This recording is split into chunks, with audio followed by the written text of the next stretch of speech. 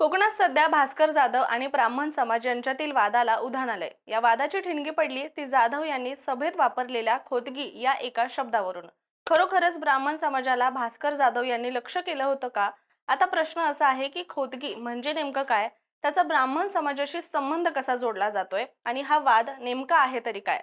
चला यावरच बोलूयात। नमस्कार, मी रामेश्वरी आणि तुम्ही पाहताय कट टू कट। काही दिवसांपूर्वी गुहागर मधील हेतवतड इथे शिवसेना ठाकरे गटाचा मेळावा आयोजित करण्यात आला होता। त्या कार्यक्रमामध्ये भास्कर जाधवांनी खोदकी संदर्भात वक्तव्य केलं होतं, ज्यावरून भास्कर जाधव विरुद्ध ब्राह्मण समाज असा वाद पेटला। ते काय म्हणाले यापेक्षा कोणत्या विधानावरून वाद झाला, तर जर तुम्हाला पहिल्याप्रमाणेच खोताच्या ओटीवर जाऊन बसायचं असेल तर त्याला मी काहीही करू शकत नाही।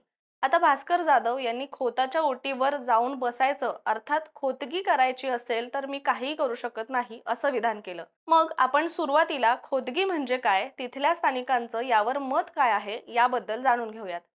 स्थानिकांच्या मते कोकणात स्वातंत्र्यापूर्वी असलेल्या जाती व्यवस्थेत खोदगी हा एक सामाजिक प्रघात होता।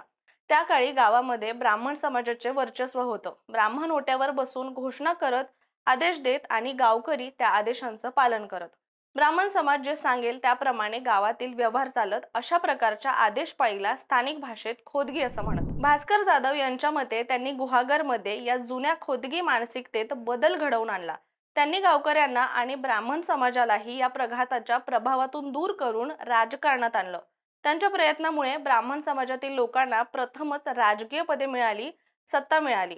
आता या प्रकरणावरून ब्राह्मण समाजाने यात उडी घेतली आणि थेट भास्कर जाधव यांना पत्र लिहिलं।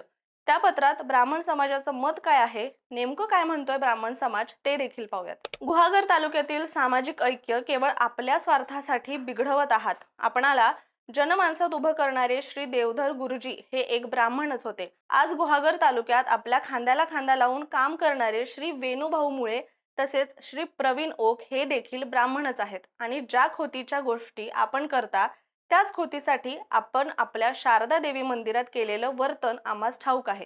आपणही ब्राह्मण समाजाच्या ओट्या आपल्या राजकीय स्वार्थासाठी झिजवल्याची आठवण आम्हाला अजूनही आहे। बरं, मग यावर शांत बसतील ते भास्कर जाधव कसले? भास्कर जाधव यांनीही ब्राह्मण संघाला उत्तर दिलं आणि ते सुद्धा पत्राच्या माध्यमातून। आणि याशिवाय ब्राह्मण समाजासाठी त्यांनी काय केलं याचा सुद्धा उल्लेख करायला भास्कर जाधव विसरले नाहीत।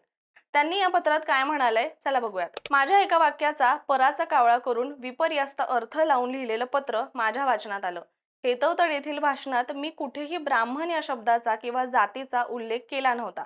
प्रत्येक पक्षाचे प्रमुख पदाधिकारी हे वेगवेगळ्या जातीचे समाजाचे असतातच। माझे प्रिय मित्र विनुभाऊ मुळे यांचा उल्लेख आपण पत्रामध्ये केला आहात। त्यांच्या पत्नीला मी 2 वेळा गुहागर पंचायत समितीचं सभापती केलं। गुहागर तालुक्यात ब्राह्मण समाजातील व्यक्तीला प्रथमच सभापती होण्याचा बहुमान मिळवून दिला। प्रवीण ओक व त्यांच्या सौभाग्यवती पूर्वा ओक यांना सुद्धा 2-2 वेळेला जिल्हा परिषदेची उमेदवारी दिली व त्यांना निवडून आणलं। श्रीमती गीता खरे यांना नगर पंचायतीमध्ये निवडून आणून सभापती केलं हे विसरलात। एखाद्याला बदनाम करणं, त्याच्याविषयी खोटं पसरवणं, विश्वासघात करणं ही तुमची परंपराच आहे आणि लोकांना छळणं, त्यांच्या जागा जमिनी बळकावणं, त्यांना लुबाडणं हीच तुमची खरी ओळख आहे। असं बरंच मोठं पत्र भास्कर जाधवांनी लिहिलं, त्यातला हा काहीसा भाग होता।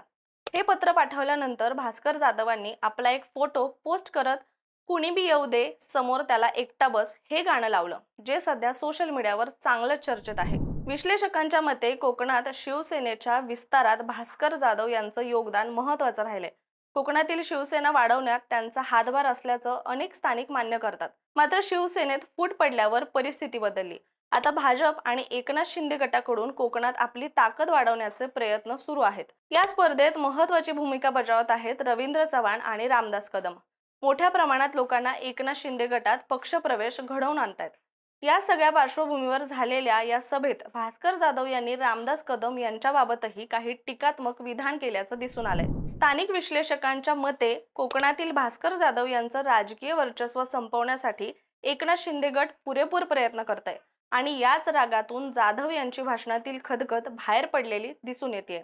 पण हा वाद आता केवळ राजकारणापुरता न राहता एक समाज विरुद्ध एक नेता अशा स्वरूपात बदलत चाललाय. भास्कर जाधव यांनी ब्राह्मण सभेकडून आलेल्या पत्राला उत्तर दिल्यानंतर वातावरण आणखी चिघळल्याची शक्यता निर्माण झाली आहे. भास्कर जाधव यांचा दावा आहे की त्यांचा कोणत्याही जातीचा अवमान करण्याचा हेतू नव्हता. त्यांनी केवळ राजकीय संदर्भ मांडलाय. तरी सुद्धा ब्राह्मण संघटनांनी त्यांना पत्र पाठवलं आणि त्यावर जाधव यांनी सविस्तर उत्तर लिहिलंय. आता प्रश्न असा आहे की हा वाद इथेच थांबणार की अजून चिघळणार? कोकणातील सध्याच्या राजकीय वातावरणात या वादाचा विस्तार आणि त्याहून होणारे परिणाम लक्ष ठेवून पाहावे लागतील. तुमचं मत काय? भास्कर जाधव यांनी खरंच कोणत्याही समाजाचा उल्लेख केला होता का? ब्राह्मण संघटनांचं पत्र व जाधव यांचं उत्तर यामध्ये नेमकं कोण बरोबर?